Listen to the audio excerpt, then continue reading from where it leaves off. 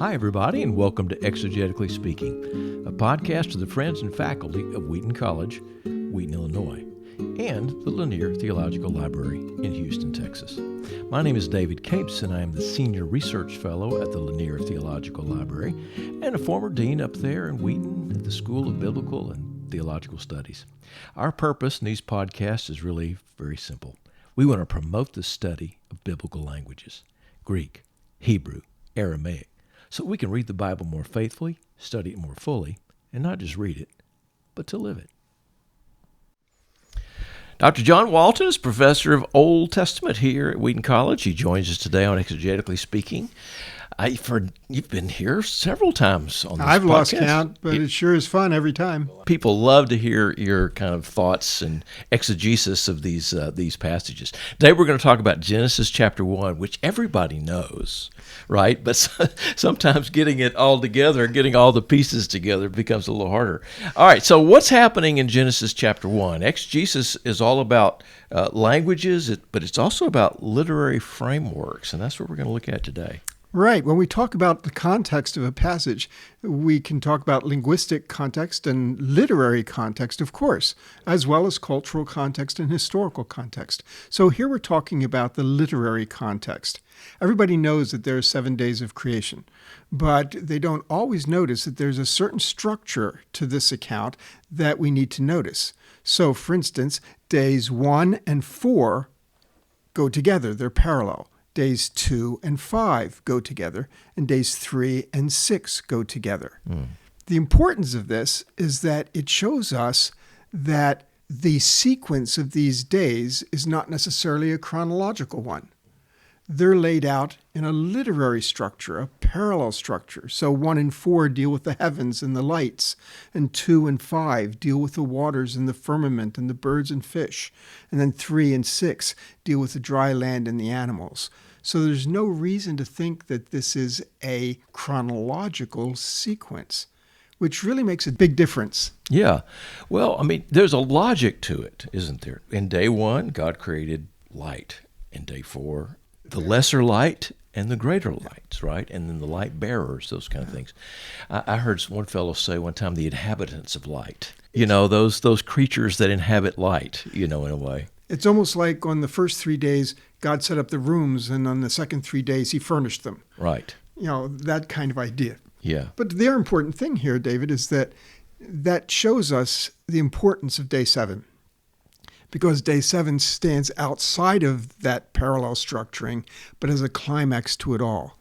I think it's a great shame today that so often people talk about the 6 days of creation.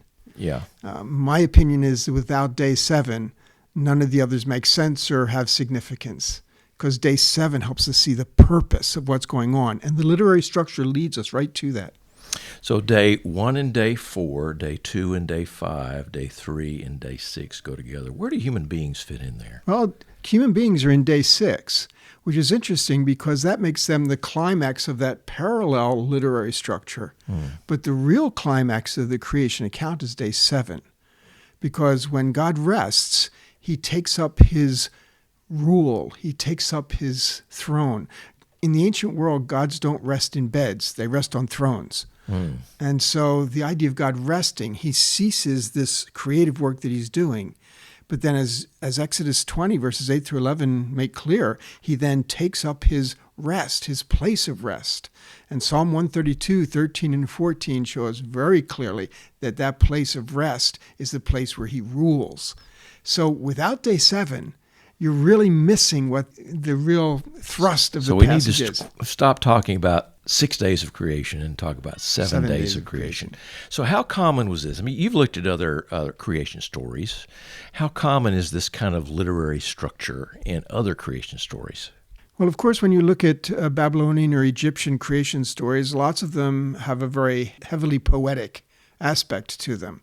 And the Genesis 1 isn't quite poetry, but it's sort of a poetic prose. A lot of parallelism there. Yeah. Right. And a lot of formulas, repetition, things like that. And you'll find the same kinds of things like that in the other creation epics.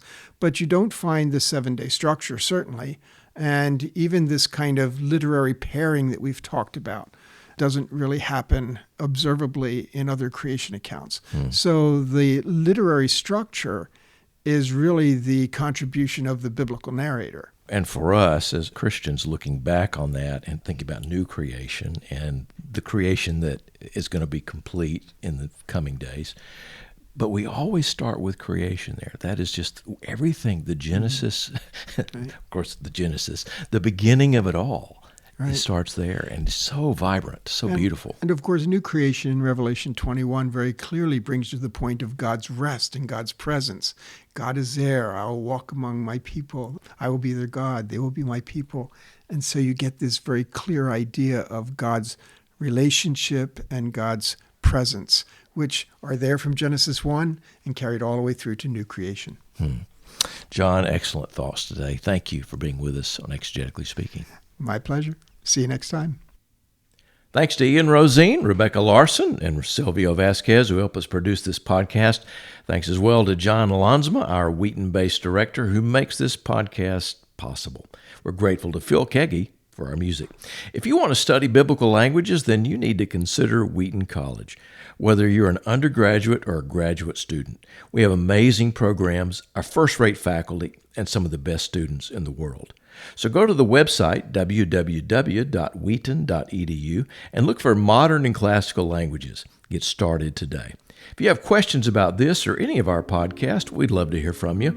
If you have suggestions or questions about any passage in the Hebrew Bible or Greek New Testament, send us an email and we'll see if we can get one of our experts to weigh in on that for you. Our email is exegetically.speaking@wheaton.edu. That's exegetically.speaking@wheaton.edu. Thanks for listening.